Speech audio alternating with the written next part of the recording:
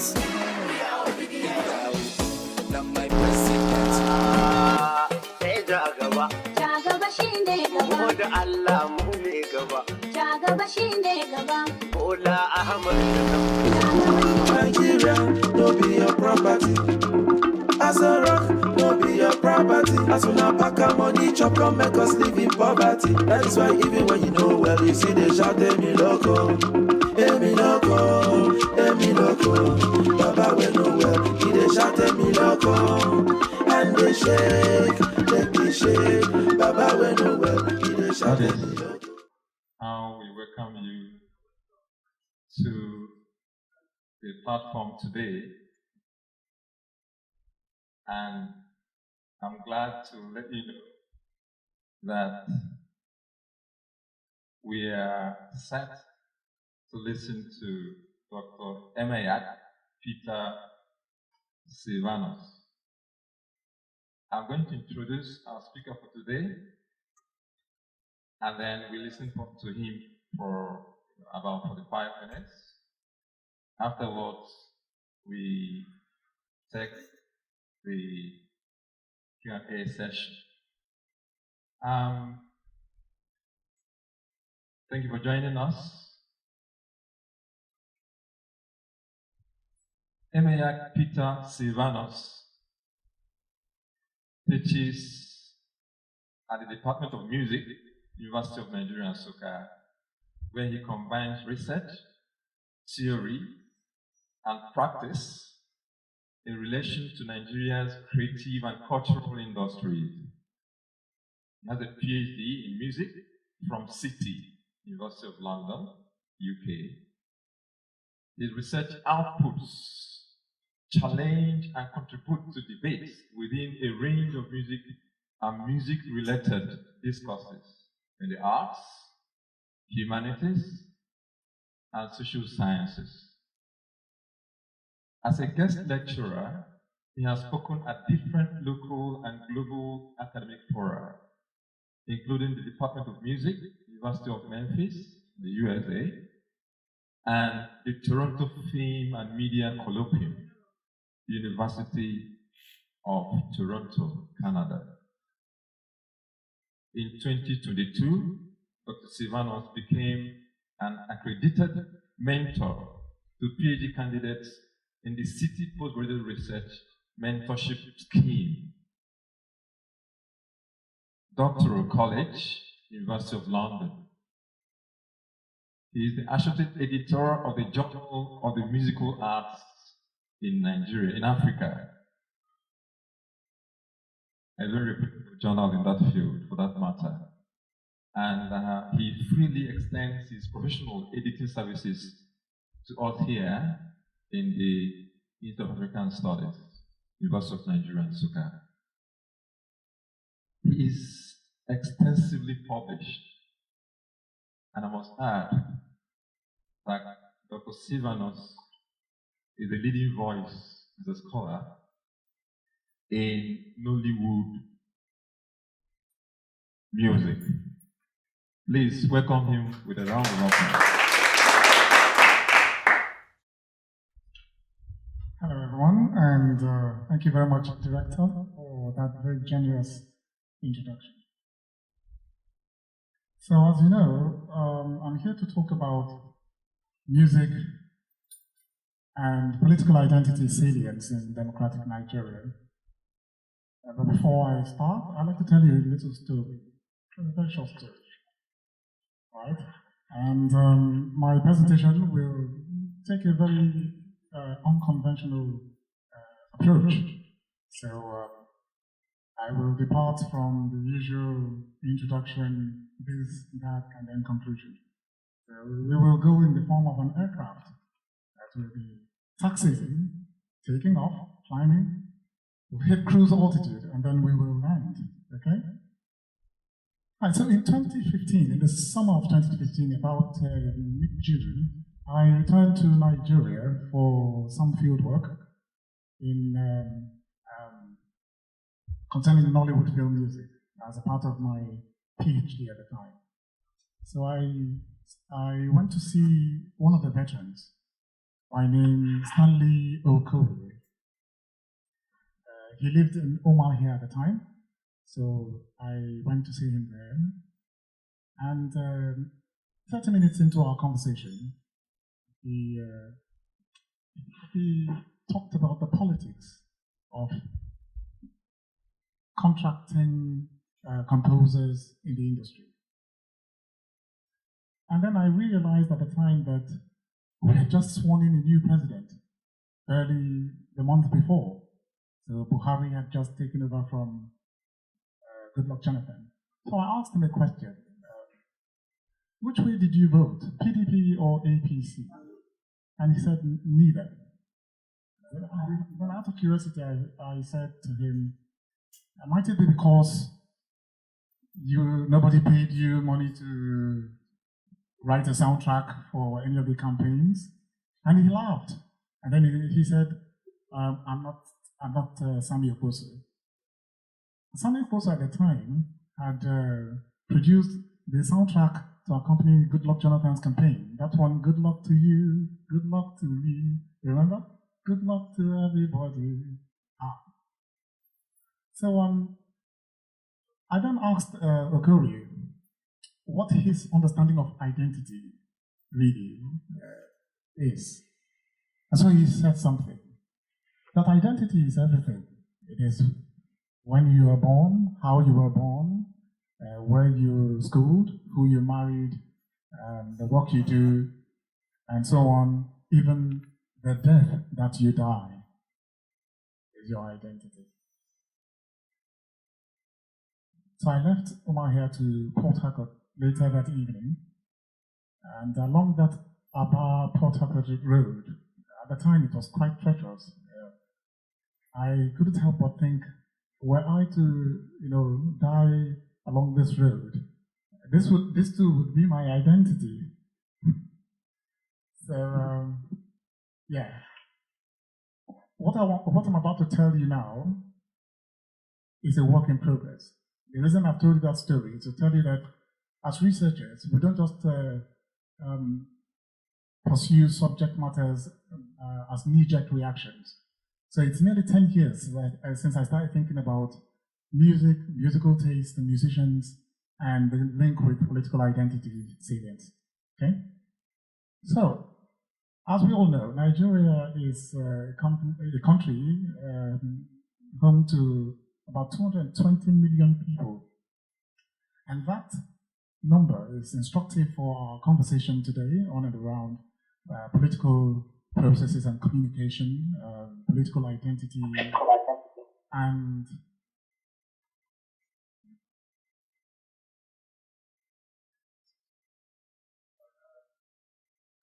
I heard myself wearing an echo and I was wondering. And indeed, political legitimacy. For instance, it's logical that the degree to which citizens participate in the political process at all levels is directly proportional to the degree of confidence that is reposed in the integrity, values, and structures of democratic governance. Moreover, such confidence follows from a conviction that everyone is a part of the nation state, that each adult Nigerian is essentially a stakeholder. This notion carries with it a sense of civic responsibility for and trust in the political process and its outcomes. In other words, the higher the number of citizens who participate in the electoral process, the stronger the sense of political identity, cultural cohesion, and authenticity.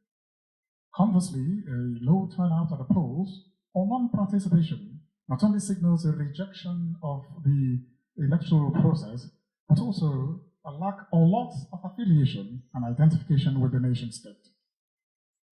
For decades or so, since 1993, music has accompanied and underpinned the identities of politicians, political parties, and even electorates in Nigeria. In recent times, and with the aid of music production technologies, this process of creating music for the purpose of political campaigns has intensified. Ahead of the February 2023 presidential election in Nigeria, for example, social media was abuzz with short and memorable songs that either extolled or derided politicians and their parties. This is possible because sound, arguably, contributes and projects the image of most politicians and, in relation to this lecture, the voting public.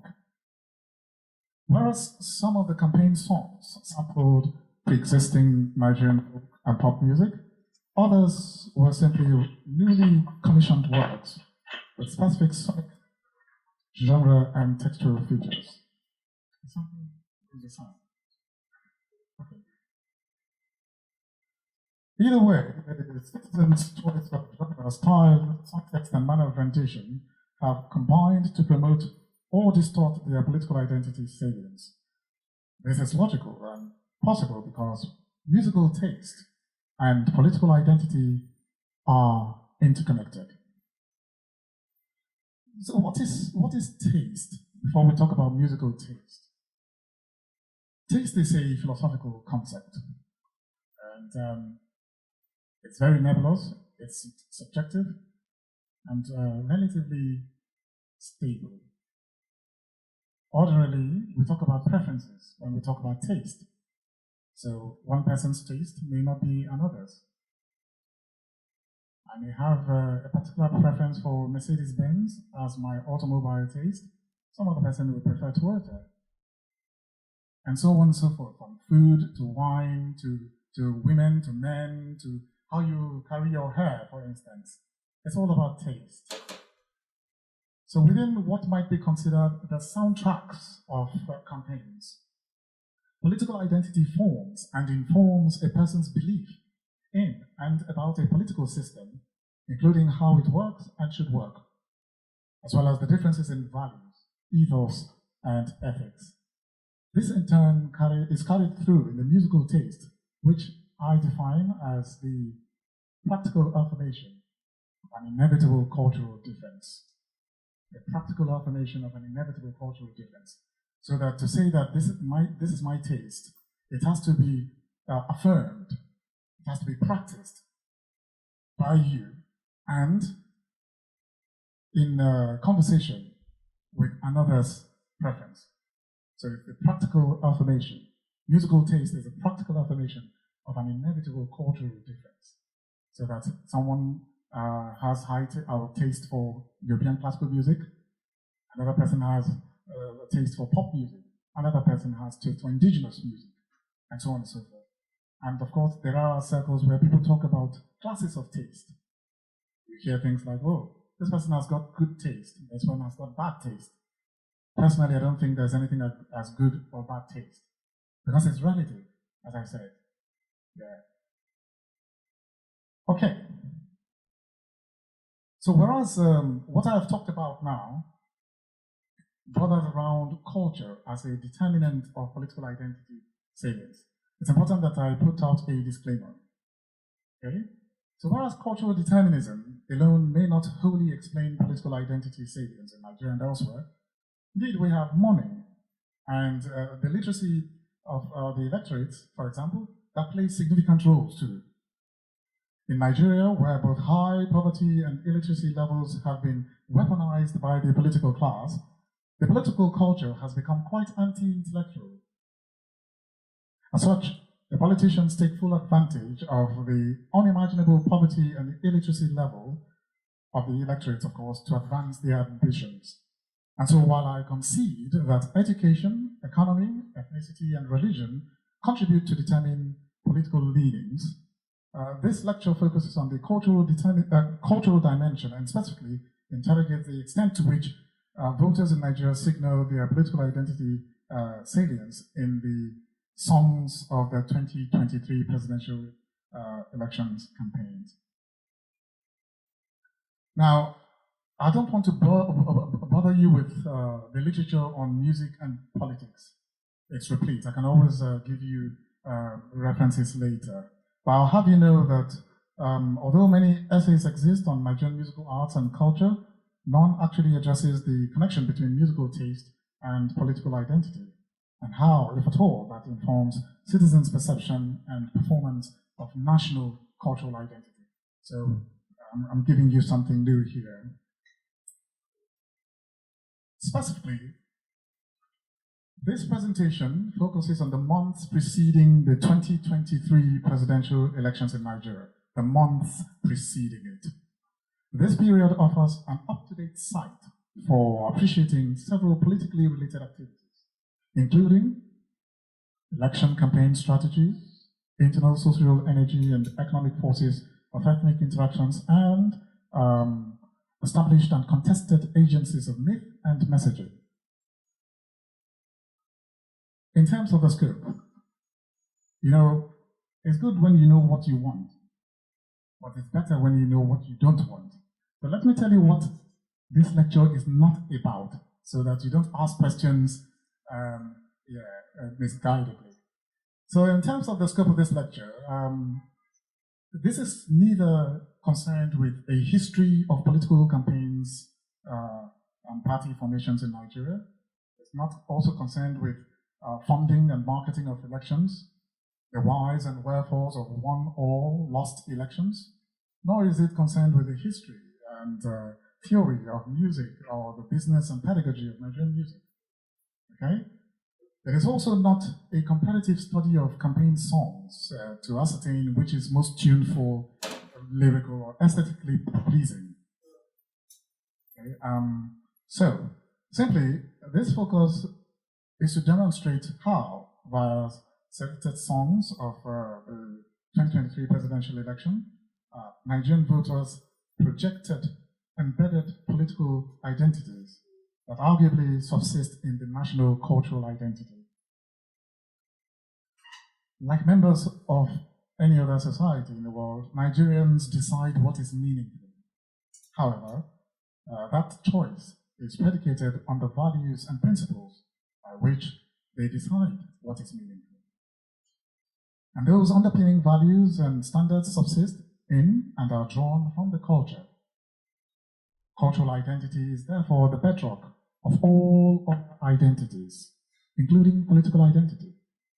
Logically, it follows that we must foreground what constitutes Nigeria's own cultural identity as a prerequisite for understanding the emergent political identities which its politicians, electorate, and campaign songs arguably express.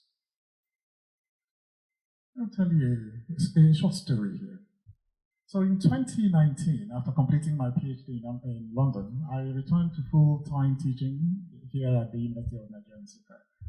And I was given a course, a final year course, Mods 471. It's titled Music and Criticism and Musical Scholarship. So the first day I walked into the class,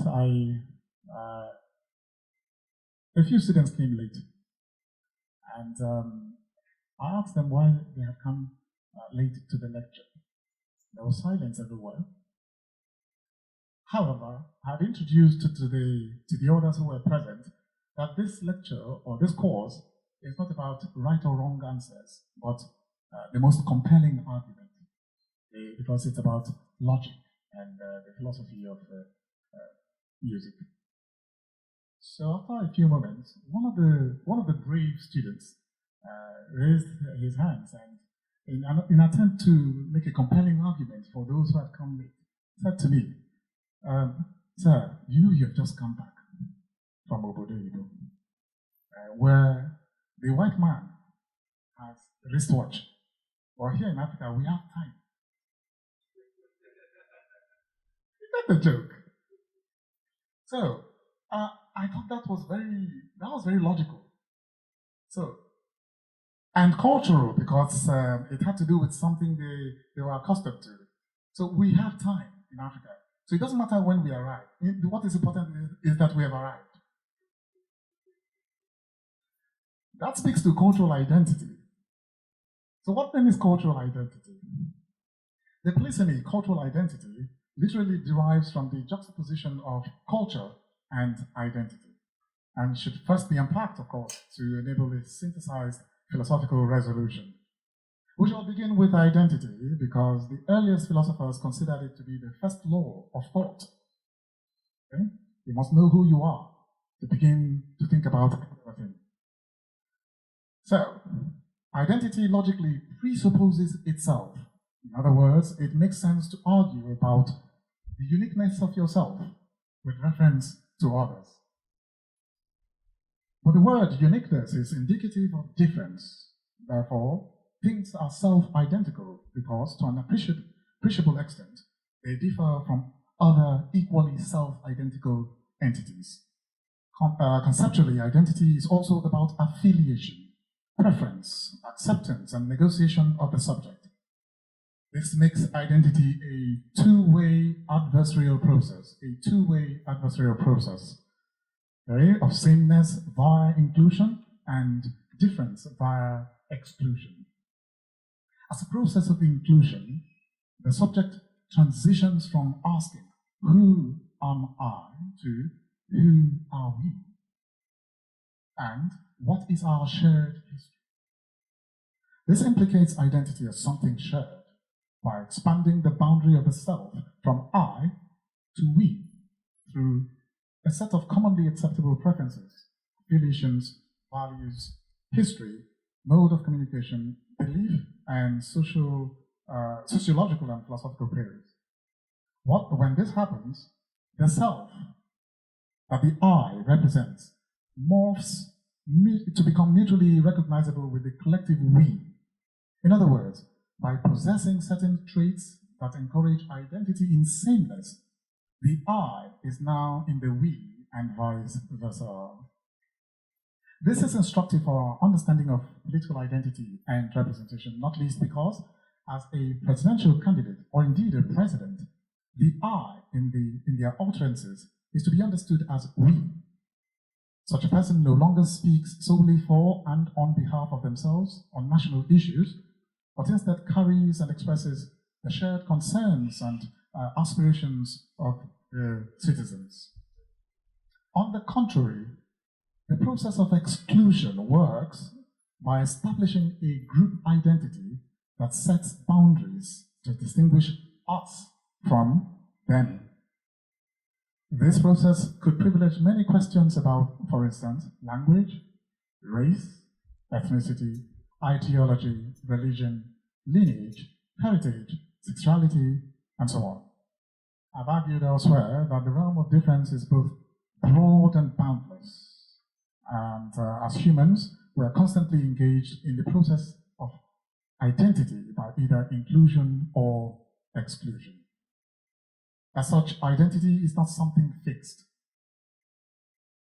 or absolute. It may be relatively stable to guarantee a degree of sameness over time, but is broadly amorphous and susceptible to resignification.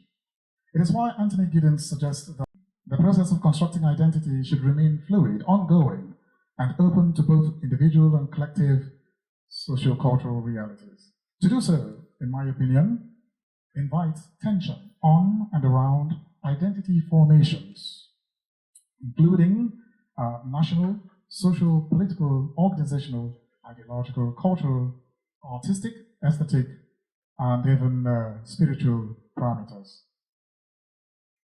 Music as a core aspect of culture, music is a core aspect of culture and a functional medium of both individual and collective agency.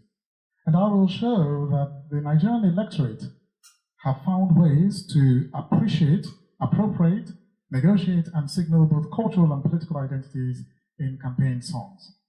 They understand that at the juncture of music and politics is what Laurel Allen describes as one of the fundamental collisions between the ways in which most people live their lives and attempts of the powerful to control others, end quote. In my view, the electorate are essentially quasi-philosophers who generate musical paradigms and meanings to continually engage the narrative of the Nigerian political reality and cultural representation. This notion in and of itself begs an academic question. What are those musical paradigms and meanings, and how are they communicated and received? But first, the phrase cultural representation implicates culture and requires some foregrounding. Culture is both a tangible and intangible human creation that constantly requires human agency to interrogate, oversee, preserve, define, reinforce, politicize, commodify, and ultimately bequeath to the next generation. It is the emblem of human civilization and human beings, mankind's or humans' attempts to recreate and manage the material world. Generally, culture comprises knowledge and belief systems, art forms, laws, customs, cuisines, history, symbols, artifacts, and various institutions. These components of culture may appear fixed, but are in reality constantly challenged and negotiated as a response to the force of modernity and postmodernity. For this reason, and within any particular geographical setting, culture induces a subject-object relationship among the members through some established codes of conduct, or, not least, the formation of social order, mental attitude, and political institutions. That relationship, however, does not happen in a vacuum and cannot function without a common acceptance by the members of a cultural area. Such an acceptance or consensus honored around the cultural markers of any group of people is necessary to guarantee a comparable degree of stability. Essentially, a country's socioeconomic and political stability both informs and is informed by a stable national cultural identity. This implies that the ethos, or what you might call the distinctive national character of a nation, may be discerned from the somewhat distinctive culture that it creates, projects, and attaches itself to. The notion of a distinctive culture, or distinction in culture, produces practices and hierarchies that ascribe value to culture itself.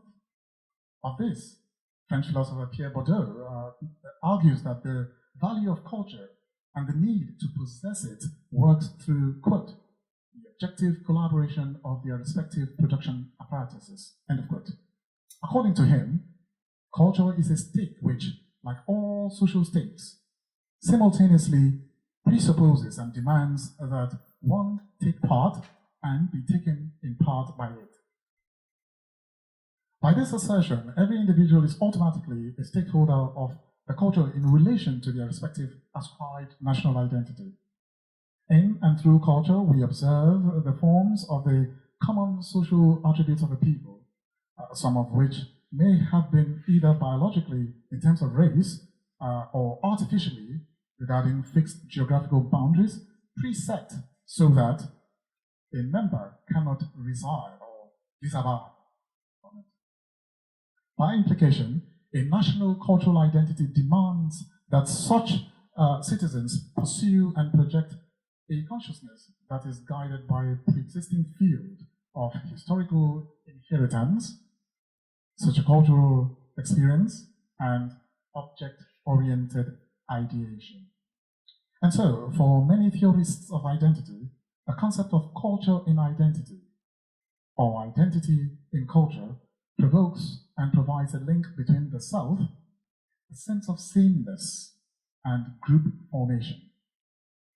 Whereas political identity arguably subsists within national identity, cultural identity is almost exclusively tied to ethnicity or ethnic identity, which Rather Manfini referred to as, quote, one's sense of belonging to an ethnic group and the part of one's thinking, perceptions, feelings, and behavior that is due to ethnic group membership, end of quote. Now, there are building blocks of culture: language, music, fashion, food, etc.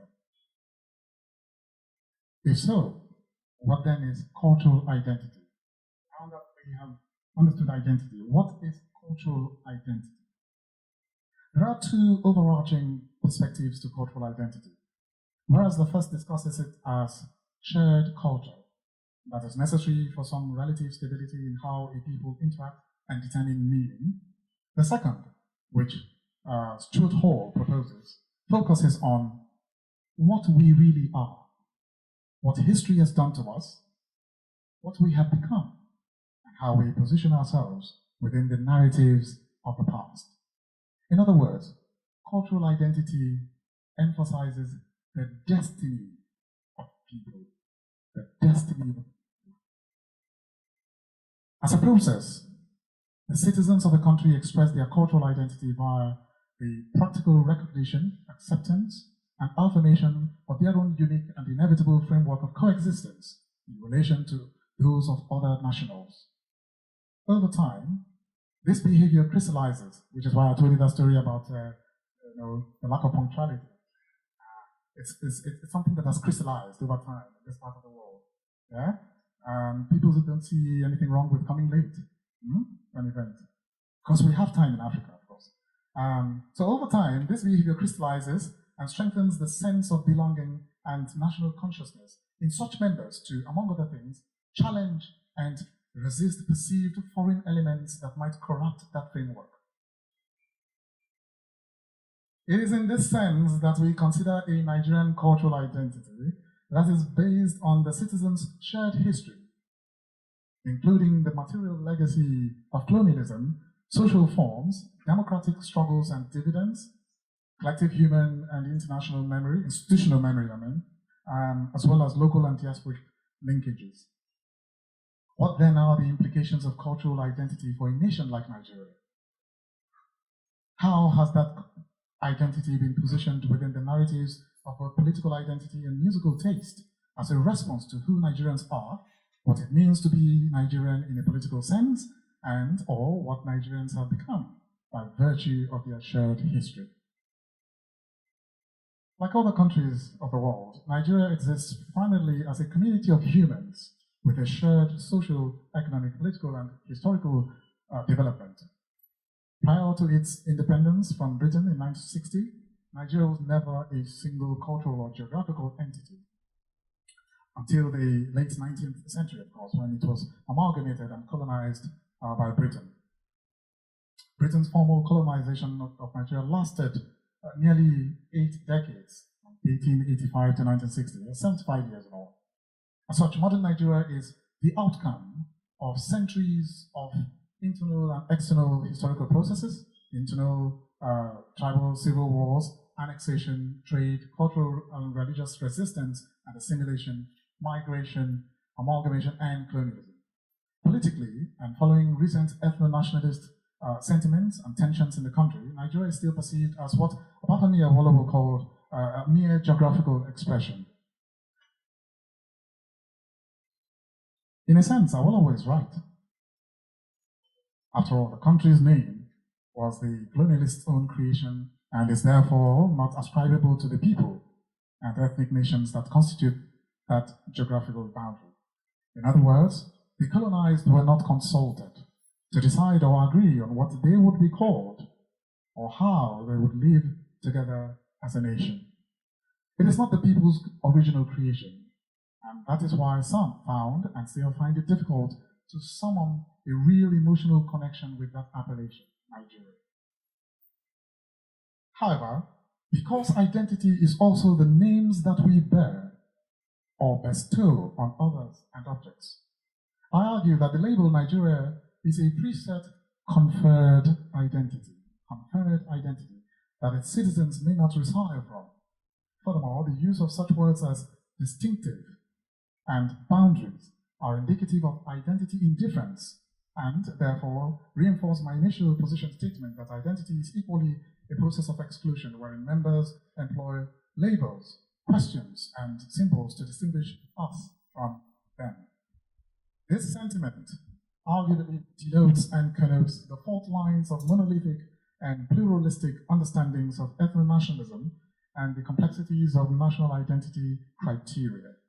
Awolowo's position statements can trigger, and may have indeed triggered, compulsive social repulsion in relation to ethno-nationalism, political integration and national development between southern and northern Nigeria. That said, Nigeria is a vast, multi-ethnic, multilingual, and multi-religious country whose continued heterogeneous existence has rested on the perceived notion of unity in diversity. I'd like you to hold on to that phrase, unity in diversity. Although there have been episodes of inter-ethnic turmoil and separatism, for example, the Nigeria-Biafra War, and recent agitations for a Yoruba nation. I'm sure some of you have seen it. The citizens have arguably worked to demonstrate that unity in and diversity through both established and consolidated policies of national integration and territorial integrity. One of the ways that they've done this is through language. Pidgin English has been the means of brokering that language impasse. In summary, Nigeria's cultural identity is a product of coalescence and accommodation of many subcultures, which also possess unique individual identities. Therefore, it makes sense to read Nigerian musical arts and culture as the totality of processes, practices, modes of dissemination and consumption, as well as the history of art, folk, popular and film music in and from Nigeria. Indeed, the music of Nigeria has its own culturally specific, non-categorical, and linguistically marked locale that informs its inviolable spirit and authenticity. This understanding offers clues to how a citizen's choice of Nigerian music might accentuate cultural inheritance and therefore ethno-national identity. Again, this is possible because a Nigerian national cultural identity requires the citizen to exude a consciousness that is innate by orientation, alongside adherence to established cultural symbols, ideas, and ways of thought. So now we will be climbing, and we're here at the point to discuss political identity in Nigeria. So now we know cultural identity in Nigeria. Let's talk about political identity in Nigeria, after which we will bring them together in the cruise altitude and see how the electorates have demonstrated these identities. Political identity, briefly, is about the objective reality of a country in terms of how they elect people and how power is negotiated.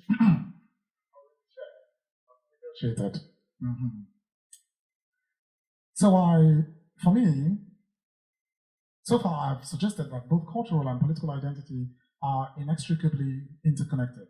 But how exactly is political identity approached? In his seminal text, Public Culture by Walter Rosenbaum, he maintains that political identity relates to, and I quote, political units, nations, states, towns, regions, geographic areas, and groups to which a person belongs that are in some significant objective sense a part of their own social identity. In particular, these include those units and groups to which the individual feels a strong loyalty, obligation, or duty. End of quote.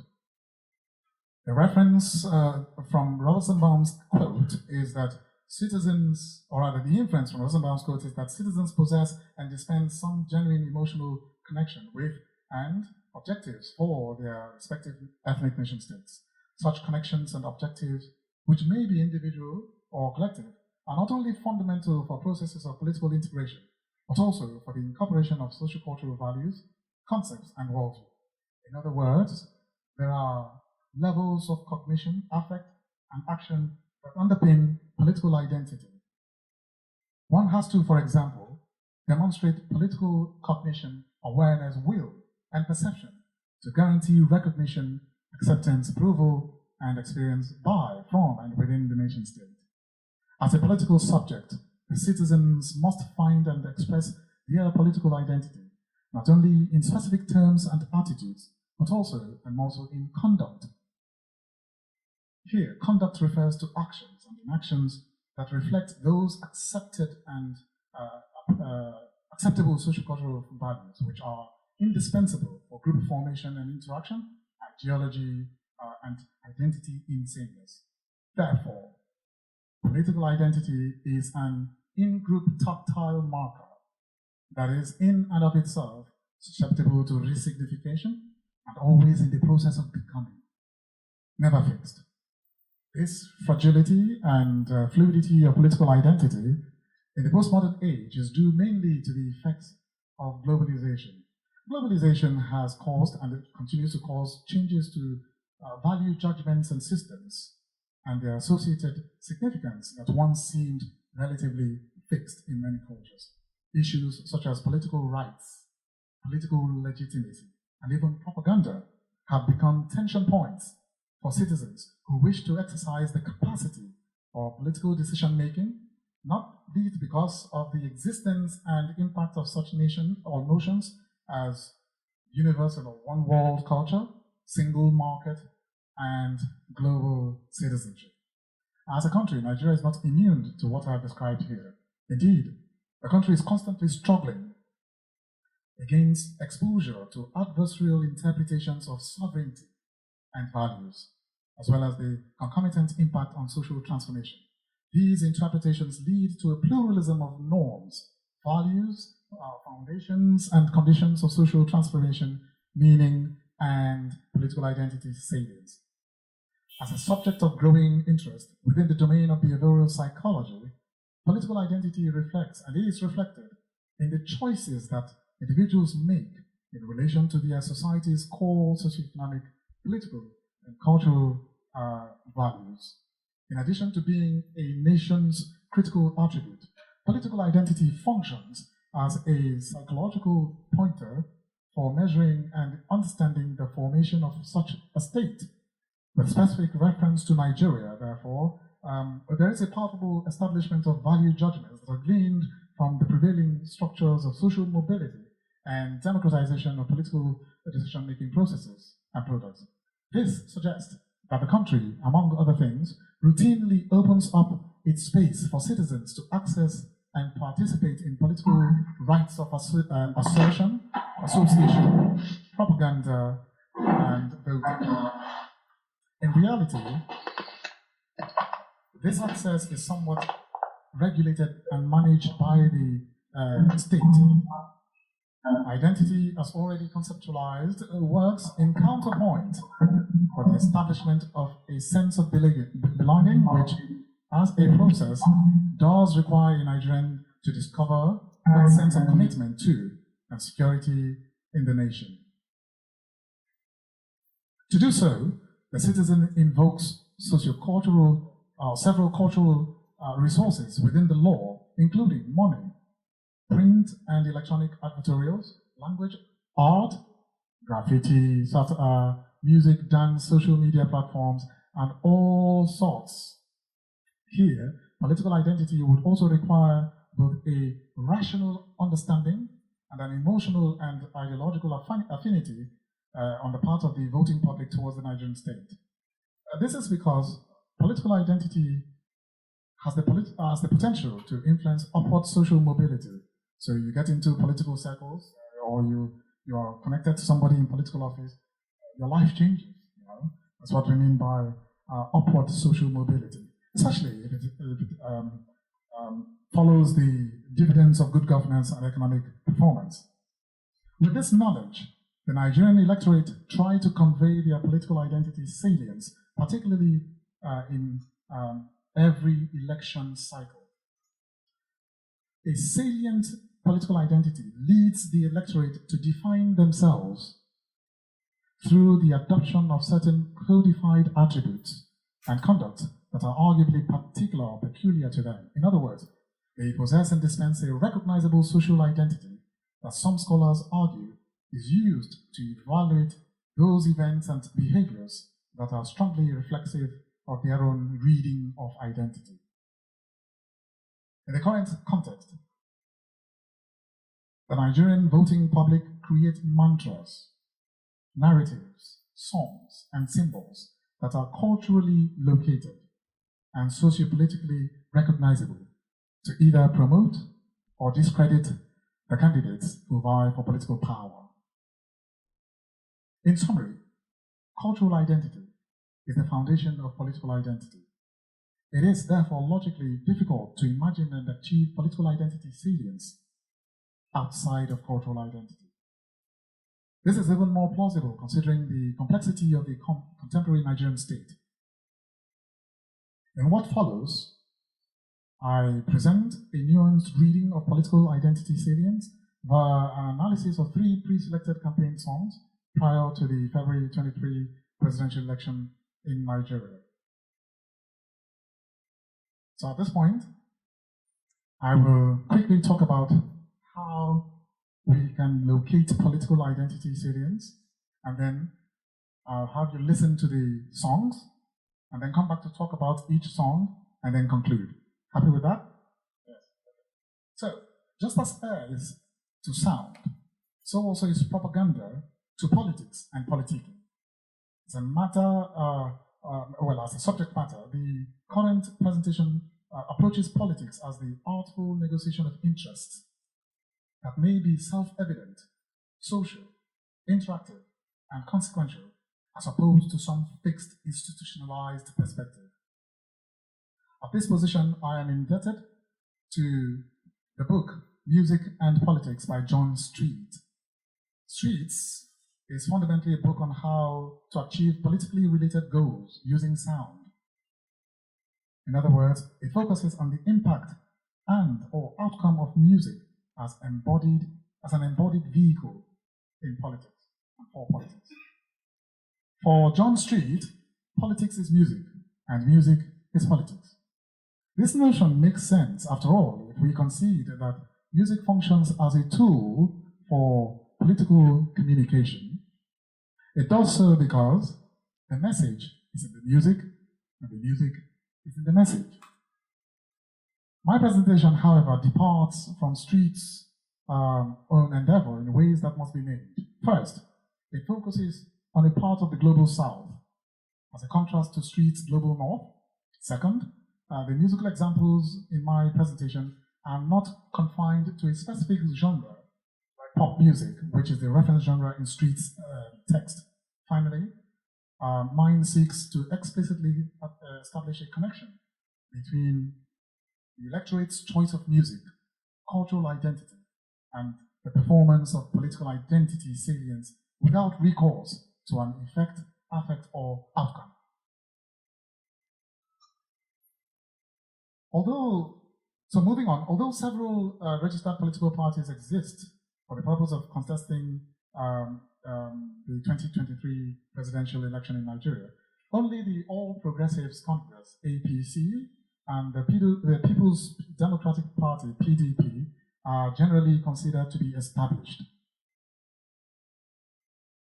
Here, the APC is the incumbent governing party, while the PDP, which lost power to the APC in 2015 and 2019, is addressed as the main opposition party. That said, the focus of my lecture is on the campaign songs of the outsider party, or the underdog party, called Labour Party. For some context, I shall devote a few paragraphs to the presidential candidates of the outsider party. Peter Obi is the name of the LP's presidential candidate. Since declaring his intentions to run for office, he has reignited national debates about the Nigerian state, its propriety, and politics, particularly in the ways that he has talked about corruption and criminal activities. His rhetoric about prudence and accountability resonates deeply with and among the Nigerian youth electorate. The young demographic who go by the label obedience are convinced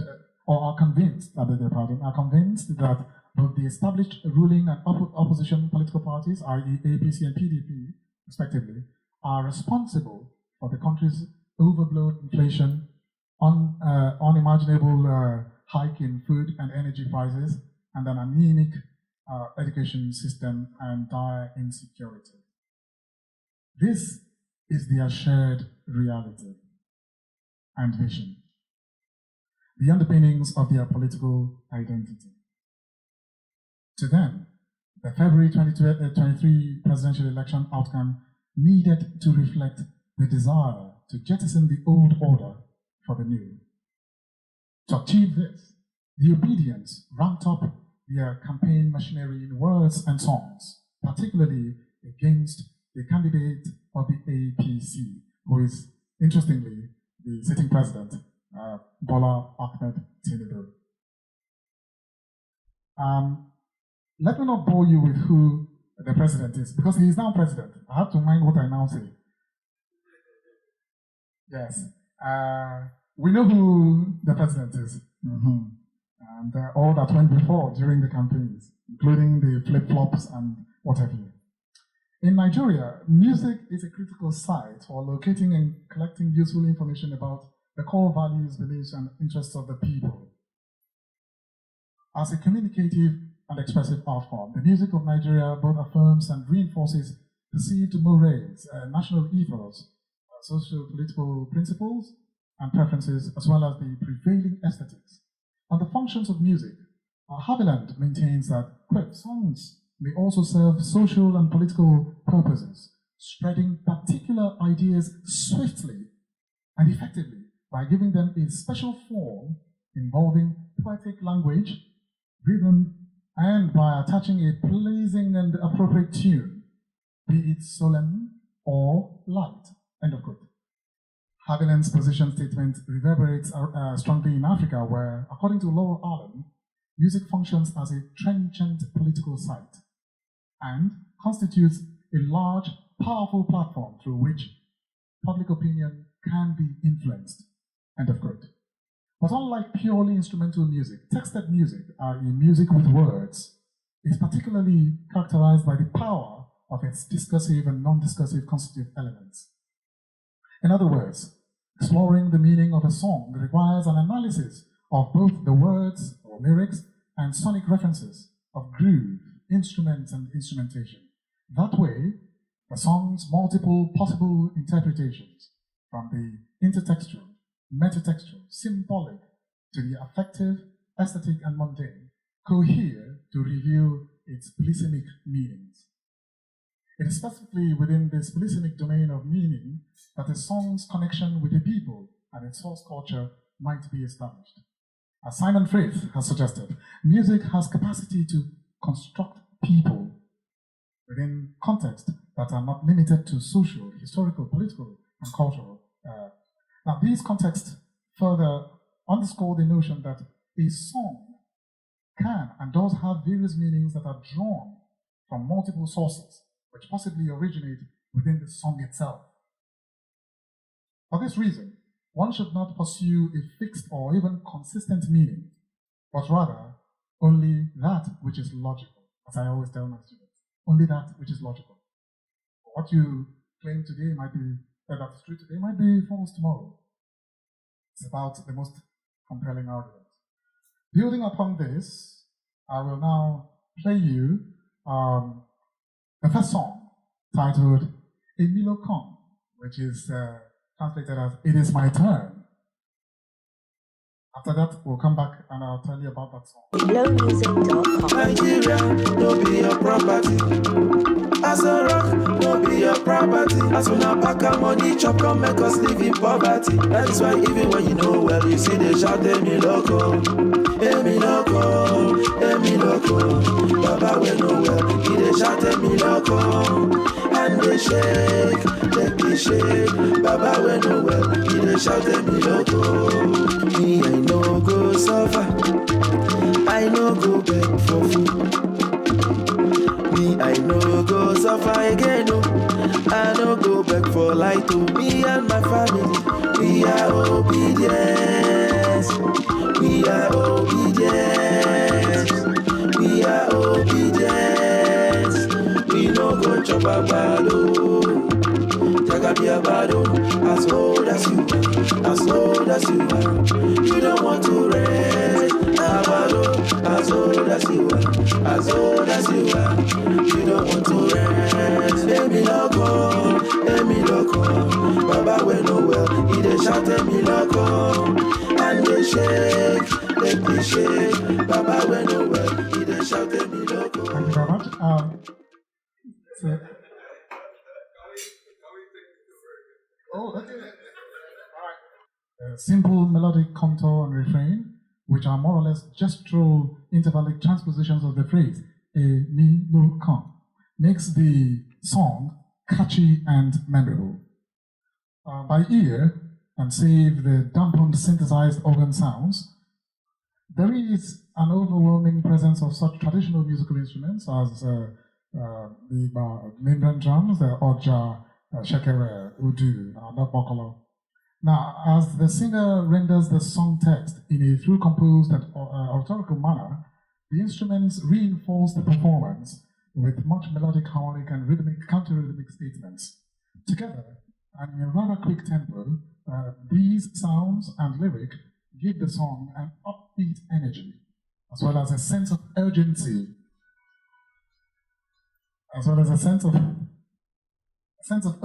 about the message. The presence of synthesized organ notes, which have been mixed very low in the background, suggests that the song was created using digital sound samples from a music production software. This further corroborates my earlier assertion that the democratization of music technologies has had an impact in the creation or creative ease and proliferation of campaign songs. And so between functionality and the use of technology, this and other songs demonstrate both cultural continuity and evolution. That said, the most striking instrument in this song, apart from the singing voice, is the ogene, a twin metal clapperless bell that generates sounds only when struck with either a wooden or metal beater, as you saw in the video.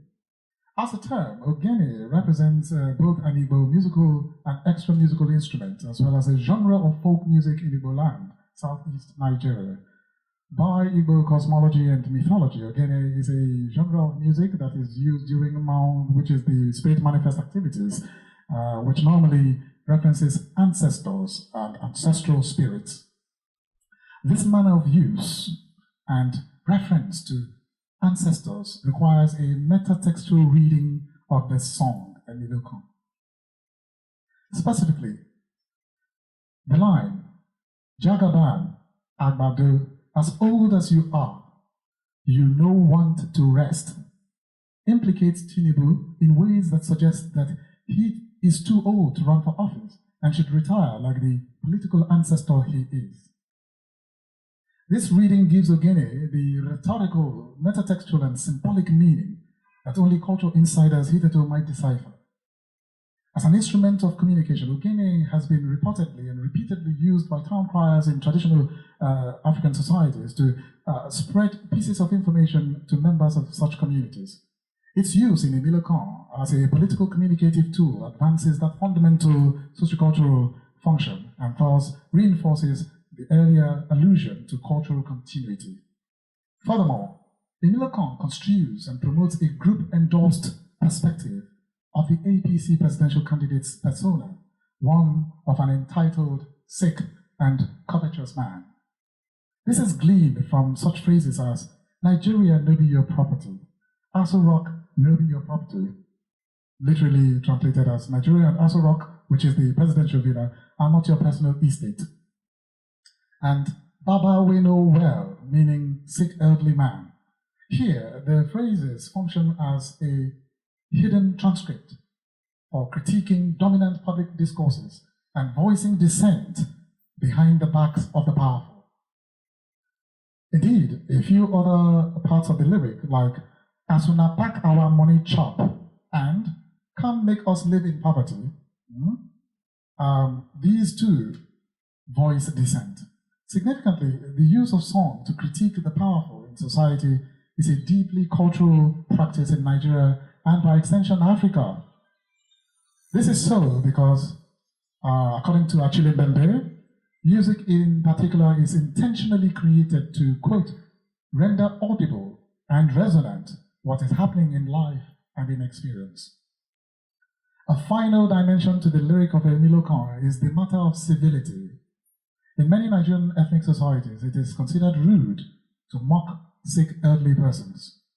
Whether or not Tinubu is truly unwell, the tone of the message in the phrase, Baba we know well, and hand they shake, leg they shake, okay, arguably contravenes societal norms of politeness.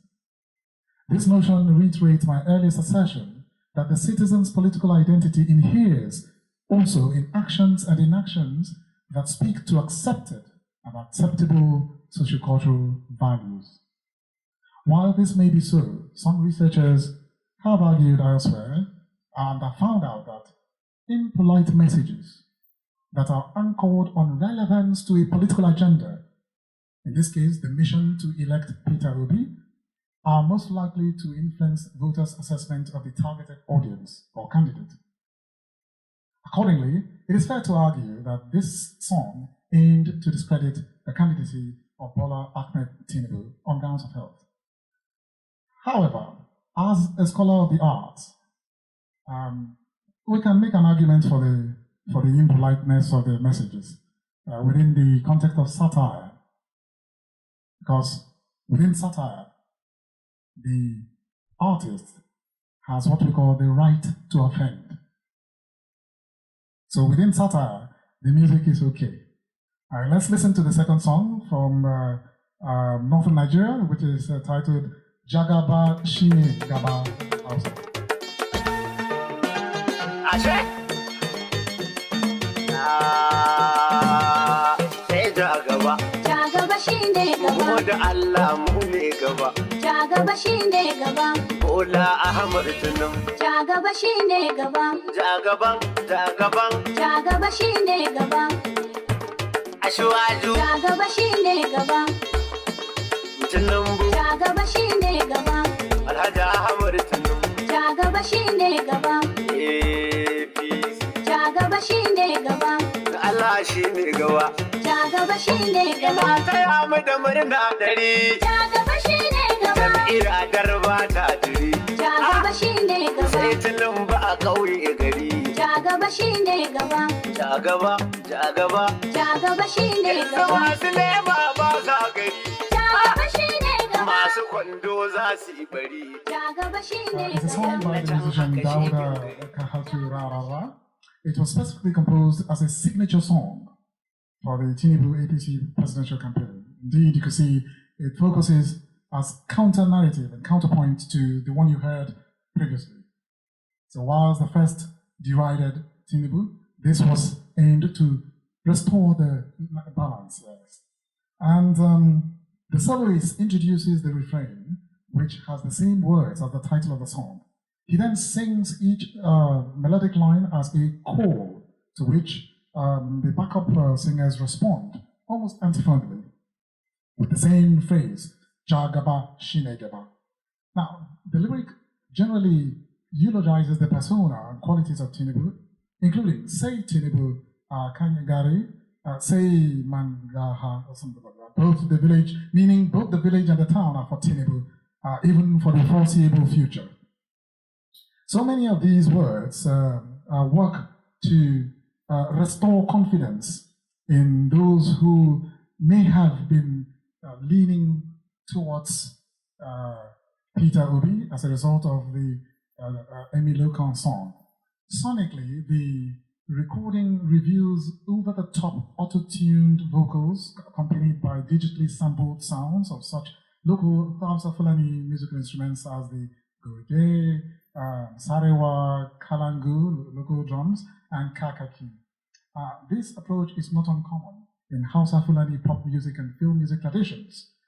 And so, while Emeayak was aimed at discrediting the candidacy of Bola Ahmed Tinubu, Jagaba and Shinebegaba provided a counterpoint, as I said.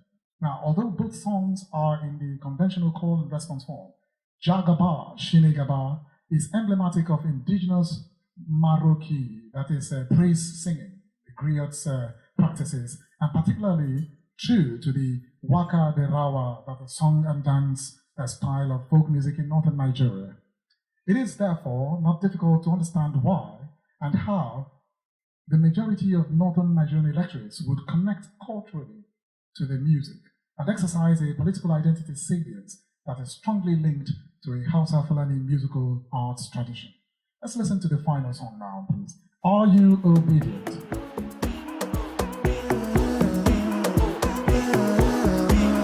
Record. Are you obedient? Are you obedient? Now my president you be me, I want better tomorrow. Me no want to load, no. Not the person with me. If you want better tomorrow, no go vote to load, no. I am a let's go. As you see me, so at the front line, no. At the front line, no. Put you one mind, no. Make we unite, oh. Do the right thing, no. Do the right thing. Situation don't they get a CB. My brother, sister, get your BBC. Make we unite, make we vote UB. Now my president, you be. Me, I want better tomorrow. Me no want to load, no. Not the person will be. Want better tomorrow. No go for to load, no. If you don't want to be, it means say you don't want to be. Me a go what to be, Peter Obi. Say now you we want to. From consumption to production. Sonically, Are You Obedient references the Afrobeats genre in groove and rendition, where it has that sleek synthesizer guitar riff that runs throughout the lead line alongside an instrumental backup or backdrop with the bouncy rhythm of an impactful snare. The bass line relies on primary chords and what you call that amapiano-esque beat. Now, the instrumentation points to that emerging Afrobeat sound ecology that is enrapturing the globe from the Nigerian pop music industries. The rather melancholic chord progressions provide permanence in the middle of the instrumentation, alongside the subtle underlying and pulsating log drum bass line. This is such a cleverly designed tune, which intimately sneaks in little drum rolls. The vocal lines and layering of the melodies and harmonies normalize a composition formula that is palpable in, say, the music of Burna Boy, Ashake, Whiskey, Davido, and the likes. Also, the soloist's enunciation of text and ability to keep the singing voice somewhat forward, regardless of the layers of instrumentation and texture, makes the genre recognizable and offers a feeling of predictability, not because you know what is going to happen next, but rather because of how the song is structured, which typically follows the intro, hook, refrain, verse, hook, refrain, outro, outro. Lyrically, the call and response in the opening lines, "Are you obedient?" and "I am obedient," is very effective on the listener, as it literally pulls one into the tune. Of note, the call and response form is rooted in and derived from folk music practices. This observation reifies a previous point about the overlapping nature of genres, whether pop, folk, these things overlap. The lyric is an advocacy for a Peter Obi presidency, which unfortunately didn't come to pass. It enjoins all who affirm the obedience movement and political identity to vote Peter Obi in order to guarantee, quote, a better tomorrow, while simultaneously shunning other candidates whom the text refers to as Olodo, the Yoruba word for incompetence, or an incompetent person. Philosophically, Are You Obedient articulates the feelings and experiences of many beleaguered Nigerians and therefore elicits the recognition of individual and collective truths on and around the need to change course in relation to the national leadership. This is a very powerful, discursive, constitutive element of music for a salient political identity, the kind that is further facilitated by some mutual musical taste.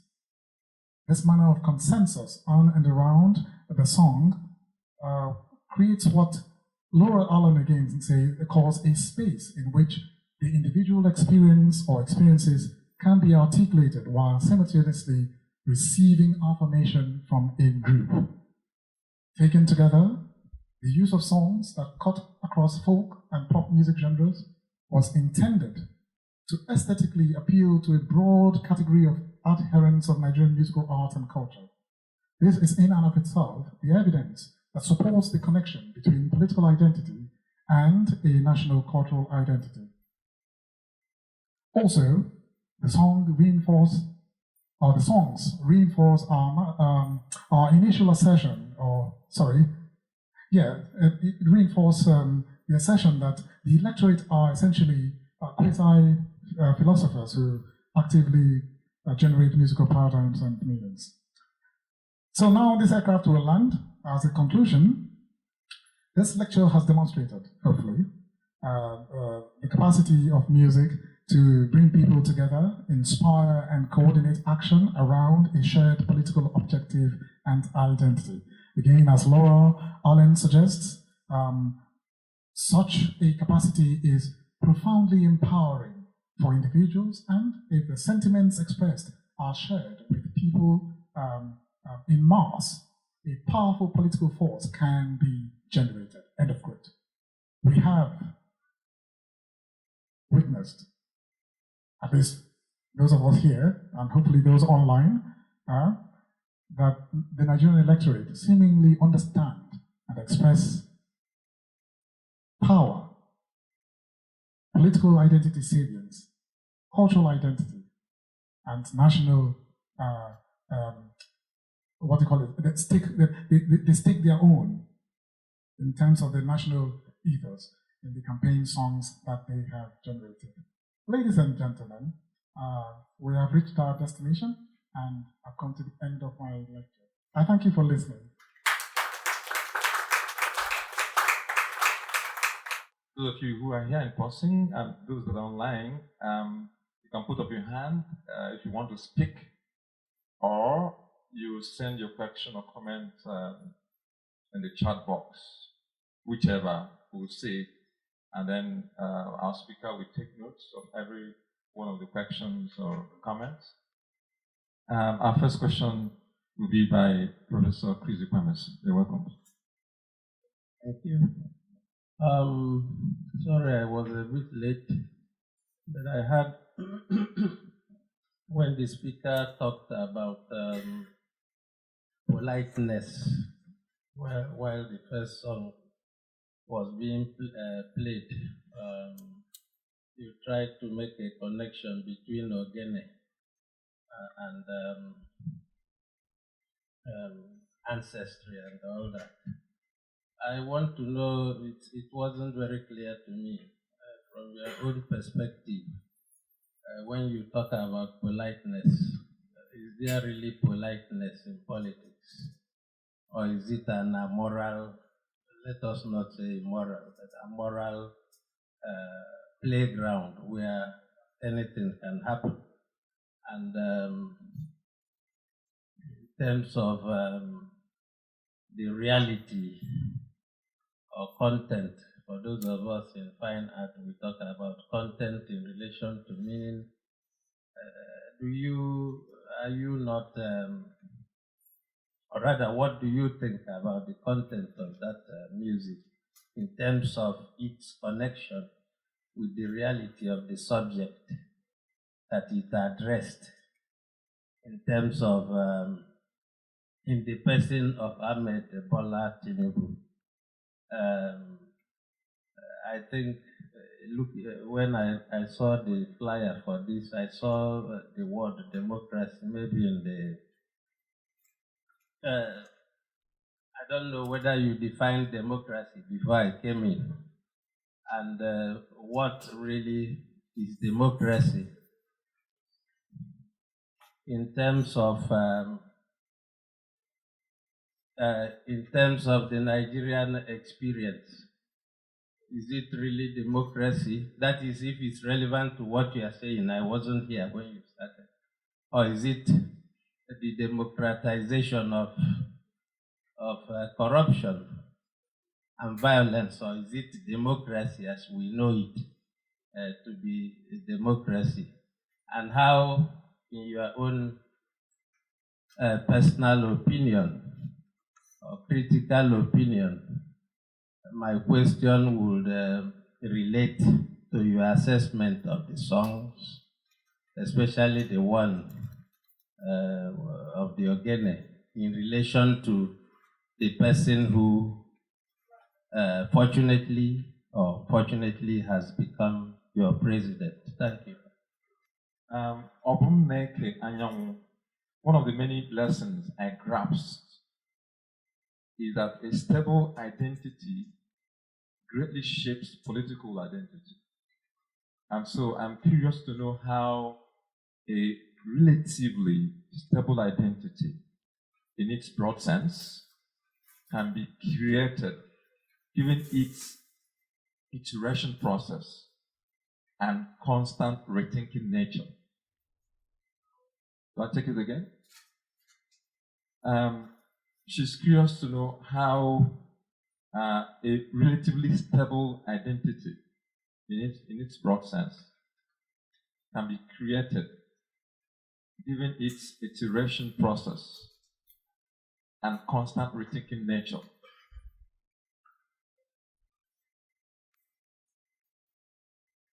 So you can take this for now. Thank you very much. So, the first question, Professor Doris, you asked about politeness, and you asked about politeness and the connection to mocking sick elderly people and all of that. That has to do with whether or not the man himself is not worthy of the mockery. Is that what you're saying? Well, I did establish that in many societies, it is rude. It's considered generally rude to mock sick elderly people. Whether or not they're truly sick, it's not quite polite to mock a sick elderly person, especially in Yoruba ethnic group where they tell the young to be polite to the elderly so that they too will be elders next time. I mean, when they grow up. So, and I did go on to say that within satire as an art form, or within satire, that the artist has a right to offend. I said so. As a counter narrative to this talk about politeness, so that if you think as a person who is from that part of the world or culture where you think it's offensive to mock a sick elderly person, I would have you understand that within art, satire particularly, one of the techniques, which is called aggression, is the right for the artist to offend. So outside of that context, there's no quote-unquote immunity for the person. But even if you remember, during the entire campaign season, comedians they came up with all sorts of contents that derided these politicians, those for and against. So it's all part of the culture, the political culture. It's not just something that pertains to Nigeria alone. Elsewhere in the world, in fact, in the UK, this is bread and butter. Once there's someone someone who is out and vying for political office, they will certainly have a set of people, whether they're artists or not, who will go after you with all sorts of cartoons and music and memes, But then, of course, they understand that it's all satire, and we welcome it. The other question was about what democracy means in Nigeria. Unfortunately, as one of my disclaimers, I had said that my presentation is not about such nuances as whether or not we actually are practicing a democracy. This is why I started by giving you disclaimers, so that you don't raise questions that are outside of my purview. But let me, out of deference, try attempt an answer, and I'm happy for you to educate me further, Prof. Ultimately, we understand it to be the government of the people, by the people, with the people, for the people, but we also understand that, or I also understand that Nigeria should localize that concept so that it's not the way it's practiced in America or in France or somewhere else that we must now practice it here. We have to have a Nigerian meaning to democracy, which will fit well into what I've talked about, the political identity. What does it mean? What does the democracy mean to the person who's selling groundnuts If you ask them, they tell you, oh, every 4 years, they gather us, give us some money, and tell us who to vote for. This is why I said station that in Nigeria, if I compare it to the UK, for instance, politics or the democratic process has become very anti-intellectual. It's very anti-intellectual in this part of the world. And you can tell because they've weaponized illiteracy and poverty. So the only way we can have a semblance of first world democracy is to fix education and grow many persons out of the poverty class. Then we can come back and make sense, of exactly we are practicing. Prof, I hope I tried. Happy to have yeah. So the other question is from Abuneke, and she has asked about relatively stable identity and how that is created. I hope that I got that question right.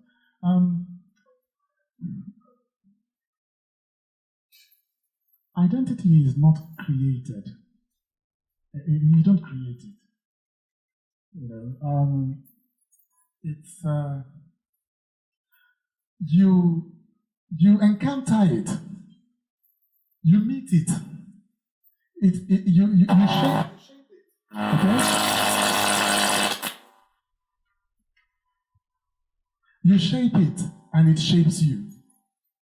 To create means something different. And unless if she's listening, if you rephrase the question, I'm happy to come back and answer it. But created, no. You don't create an identity. You shape. It's already there. As I told you, it is who you are from when you were born, who you marry, where you travel to, up until the death that you die.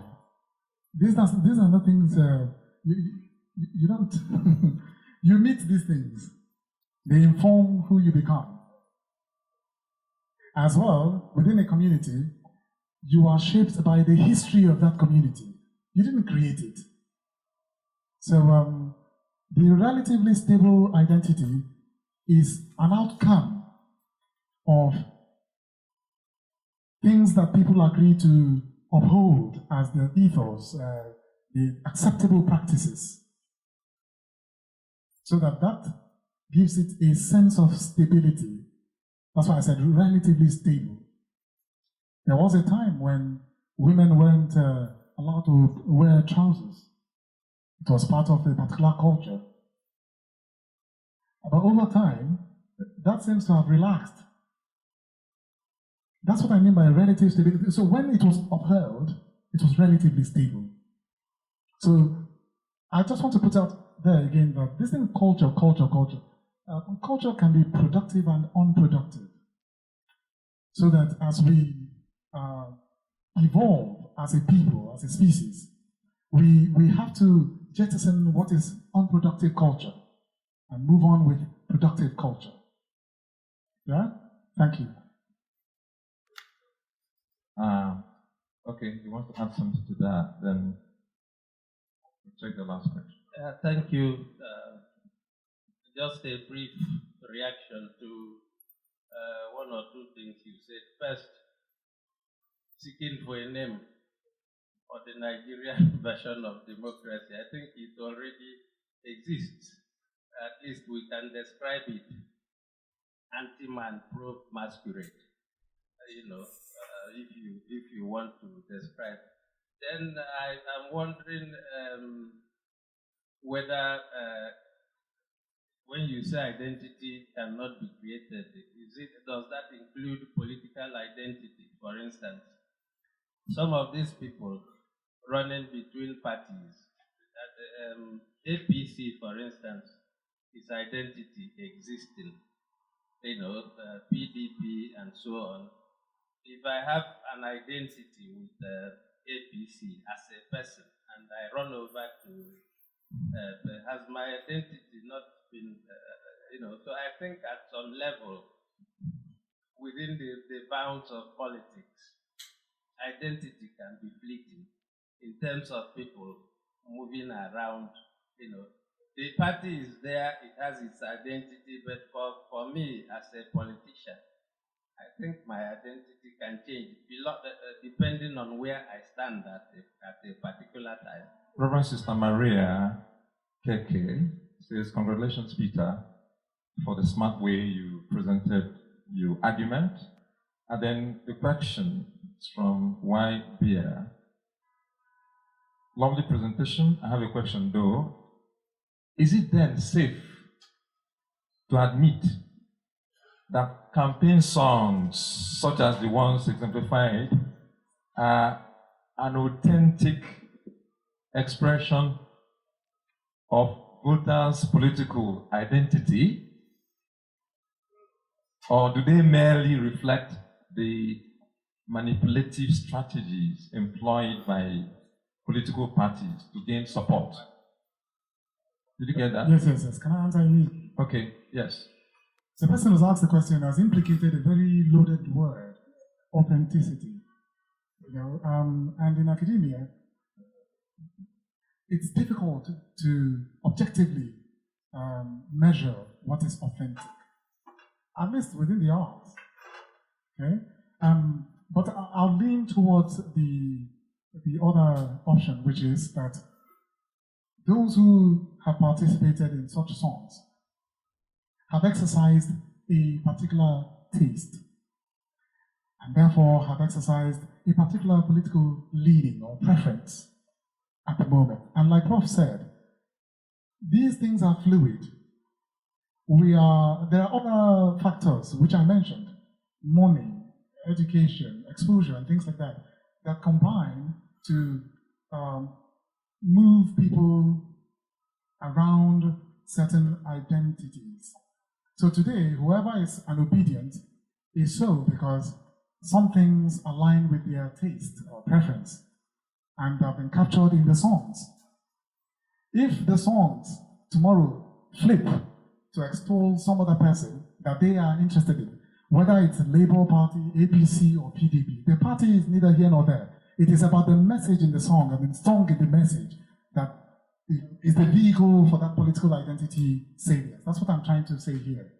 That they exercise their identity, political identity, when the messages of their realities align in song. Okay? I hope I answered that. You did. And then Tochukwu Memma has a comment for you. I think there's a huge misconception of misuse of identity and ideology in this context. The former is dynamic, but the latter is constant in terms of what political parties or parties is or are. Thank you for your excellent presentation. Thank you very much, Tochukwu. That's exactly what I was trying to say. I wasn't talking about ideologies. In fact, I never mentioned the word throughout my lecture. Yes, I was all about identity and the amorphous nature of identity.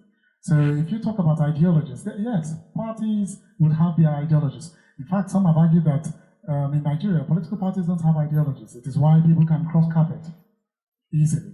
There's no left-wing, right-wing political parties because they are not founded on certain principles and ideologies. Yeah. So, yeah. Others like Kijoma Fortu, Emeayak, all congratulating you for the presentation. At this point, also, I'd like to thank every one of you for honoring us with your presence, both in person and online. We at the Institute of African Studies, University of Nigeria and Nsukka, very, very much appreciate your support for our platform.